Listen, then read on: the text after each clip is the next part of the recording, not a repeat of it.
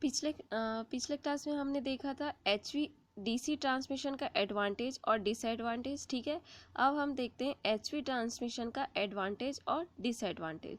तो सबसे पहले हम एडवांटेजेस स्टडी करेंगे HVAC ट्रांसमिशन का।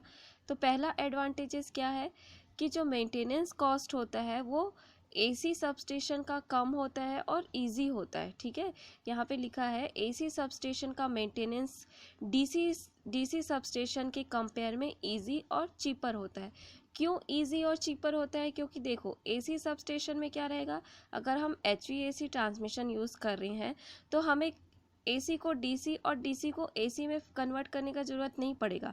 जो AC आपका प्रोड्यूस हो रहा है उसी को हम ट्रांसफार्मर के थ्रू वोल्टेज अप करके उसको ट्रांसमिट करते हैं। ठीक है, तो यहाँ पे सिर्फ हमें क्या लगाना पड़ेगा, स्टेप अप ट्रांसफार्मर लगाना पड़ेगा। लेकिन HVDC के केस में क्या होता था, आपका रेक्टिफायर स्टेशन होता था, है ना, इन्वर्टर स्टेशन होता था, तो इससे मेंटेनेंस और कॉस्ट क्या हो जाता था, हाई हो जाता था। ठीक है, तो AC के केस में क्या होगा, मेंटेनेंस और कॉस्ट क्या रहेगा, कम रहेगा। ठीक है, दूसरा हम क्या कर सकते हैं, ट्रांसफार्मर का यूज़ कर सकते हैं।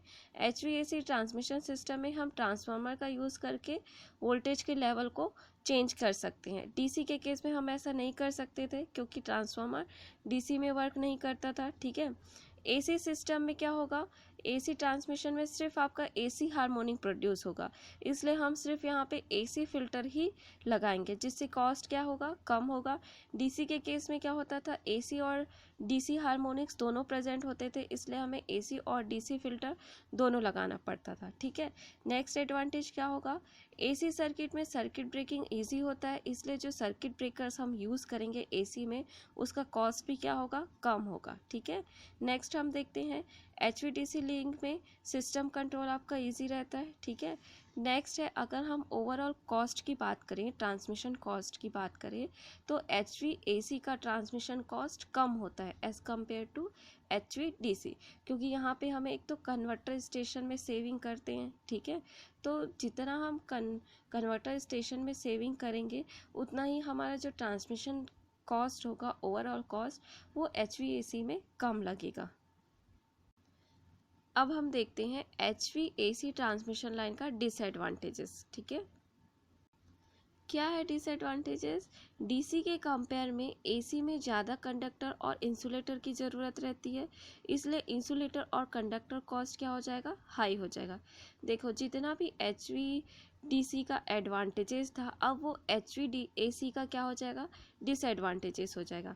DC के केस में हमें क्या था, फ़ायदा था कि हम 2 कंडक्टर यूज़ करते थे तो कंडक्टर और इंसुलेटर कॉस्ट हमारा कम होता था। लेकिन AC के केस में क्या हो जाएगा, 3 फेस रहता है। ठीक है, तो कंडक्टर और इंसुलेटर का कॉस्ट क्या हो जाएगा, हाई हो जाएगा।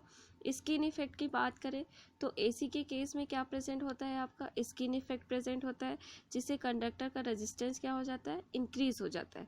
कोरोना लॉस की बात करें तो DC के कंपेयर में AC में कोरोना लॉस ज़्यादा होता है। ठीक है, अब नेक्स्ट हम देखते हैं AC के केस में इंडक्टेंस के प्रेजेंस के कारण वोल्टेज ड्रॉप ज़्यादा होता है। ठीक है, जिसके कारण AC सिस्टम का वोल्टेज रेगुलेशन DC सिस्टम के कंपैरिजन में पुअर होता है। जब हम DC पढ़ रहे थे तो आपको पता था DC के केस में इंडक्टेंस प्रेजेंट नहीं रहता है। ठीक है, तो जो वोल्टेज रेगुलेशन था वो बेटर था DC के केस में, लेकिन यहाँ पे क्या हो जाएगा, पुअर हो जाएगा अगर हम कंपेयर करें HVDC से। ठीक है, नेक्स्ट हम देखते हैं आपका AC लाइन में कैपेसिटेंस के प्रेजेंस के कारण नो लोड या लाइट लोड में भी कंटिन्यूस पावर का लॉस होता रहता है। ठीक है, AC के केस में क्या होगा, आपको पता है 2 कंडक्टर के बीच में कैपेसिटेंस फॉर्म हो जाता है, तो कैपेसिटेंस के प्रेजेंस के कारण क्या होगा, नो लोड और लाइट लोड में भी कंटिन्यूस पावर का लॉस होते रहता है। तो ये था आपका HVAC ट्रांसमिशन सिस्टम का एडवांटेजेस एंड डिसएडवांटेजेस। ठीक है, तो आप बस ये याद रखना कि जितना भी आपका HVDC सिस्टम का डिसएडवांटेजेस था वो HVAC का एडवांटेजेस में कन्वर्ट हो जाएगा, और जितना भी आपका HVDC का एडवांटेजेस था वो HVAC का डिसएडवांटेजेस हो जाएगा। ठीक है, तो सबसे इम्पॉर्टेंट क्वेश्चन है ये आपके 6 यूनिट में कि कंपैरिजन पूछता है आपको HVAC, comparison between HVAC and HVDC system. तो वहाँ पे आपको पूरा एडवांटेज और डिसएडवांटेजेस स्टडी करना रहेगा।